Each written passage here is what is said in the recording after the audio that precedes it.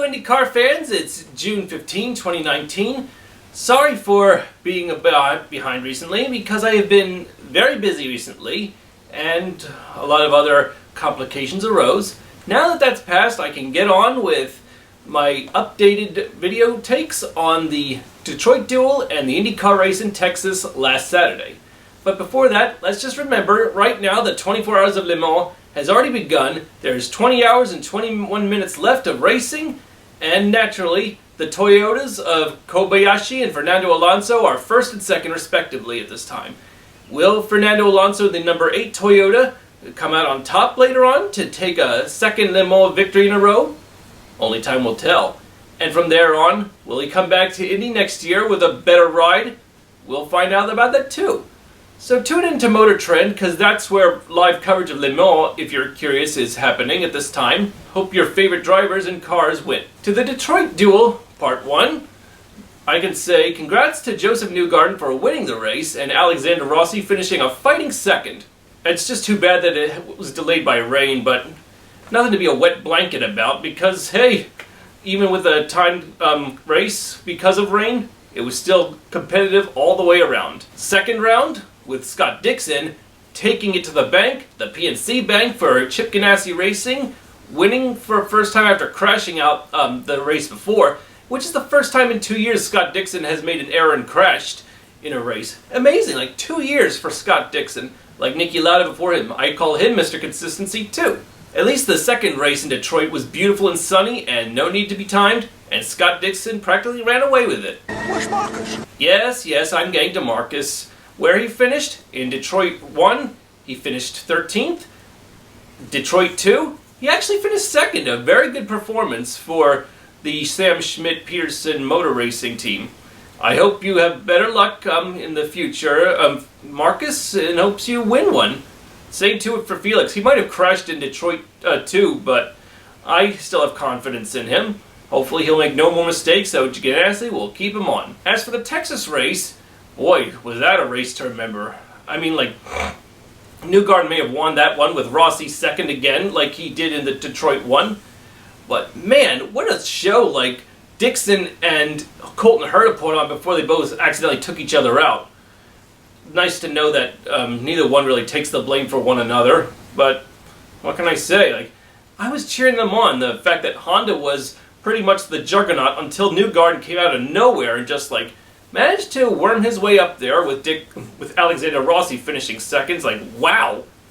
But more importantly is the fact that when Sato somehow sped to the pits and missed his mark and hit one of his own crew members, boy, did that set him back. But the fact that his crew member was alright afterwards, after being evaluated, like, that was just incredible. I just hope that Sato makes no more mistakes like that again. So, don't be too fast now in the future, Sato. But I believe in your motto as well. The Sato motto, wreckers or checkers. I hope checkers is in your future. As next Sunday, NBC goes off to cover the next IndyCar round in Elkhart Lake. So, let's see how cheesy this gets going to Wisconsin.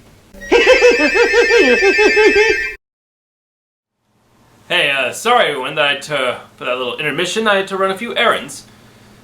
Oh, and I have an unfinished thought for the Indianapolis 500, with Simon Pagenaud coming out a winner.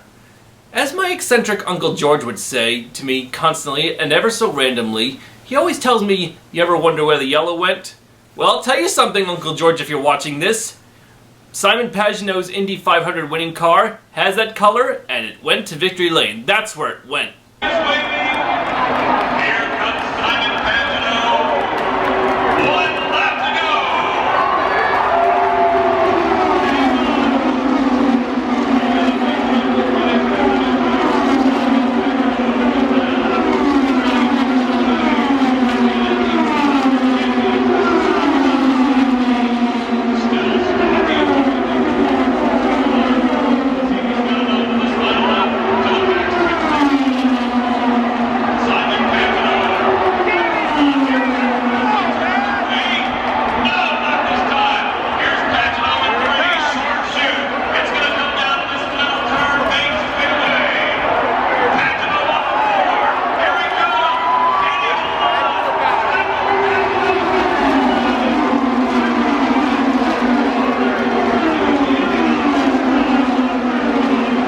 And another fun fact about Pagenaud I should tell everyone else.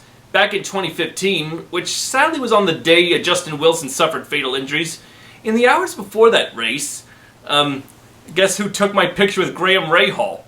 Simon Pagenaud himself. After that, he gave me a pat on the back. Who would have thought a future Indy 500 winner would do that for me? Merci beaucoup, Simon. Thanks for the picture with Graham. I definitely appreciate it, and the pat on the back is always a good thing, too. Hopefully, we will see how you do at Pocono this August. I'll be there in the same seats and all. As for the victories in Texas and Detroit that Joseph Newgarden got, well, for us anti-Penske fans, once again, they creamed the competition.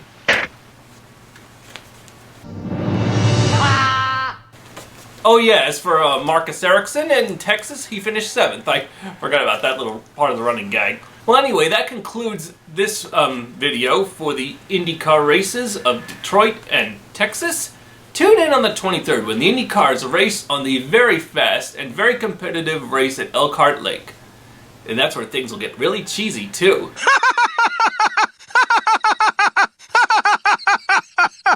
I'm Aaron Cylinder, firing on all cylinders.